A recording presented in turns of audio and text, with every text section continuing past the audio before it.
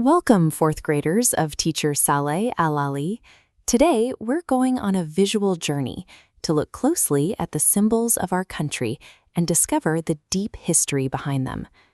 You see this green flag every day at school and in the streets. It is the primary visible symbol of our national identity. Right in the center, it carries the phrase of Tawheed. There is no God but Allah. Muhammad is the messenger of Allah, with a drawn sword placed directly below it. There is a very strict rule for this flag. It is never, under any circumstances, lowered to half-mast. Even during times of disaster or national mourning, it stays high. Because it carries the phrase of Tawheed, this flag serves as a permanent declaration of faith. It remains elevated because the message it bears is meant to be held above all else. Now, look closely at the national emblem. It features two crossed swords with a single palm tree positioned in the center above them.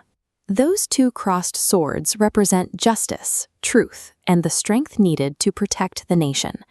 The palm tree represents continuous growth, life, and the prosperity of our people. By combining these symbols, the emblem shows that national prosperity can only thrive when it is guarded by justice and strength. To understand why these symbols are so important, we look back hundreds of years. Life on the Arabian Peninsula was characterized by constant instability. People faced local conflicts, the spread of the plague, and the constant threat of highway robbery. The danger became so great that farmers, shepherds, and merchants felt they had to abandon their work entirely because they were no longer safe in their own villages. The village children realized that if the workers stopped, they would lose everything. There would be no milk to drink, no safe places to play, and no new clothes for the Eid celebration. This shows that when fear stops people from working and providing for their families, even the simplest parts of a child's life are put at risk. Security is what allows a community to actually function. In this difficult time, a merchant raised his hands in prayer, asking for a leader who could bring justice and safety back to their homeland. That prayer was answered by the establishment of the first Saudi state by Imam Muhammad bin Saud. With a central leadership in place, pilgrimage and trade routes became safe again. People returned to their farms and shops, and the economy began to grow.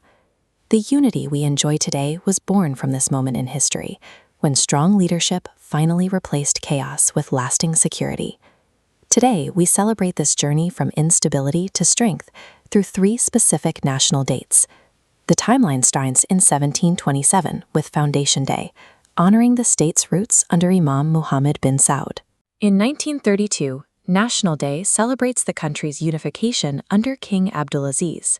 Finally, in 1937, Flag Day marks when our green flag's official design was approved.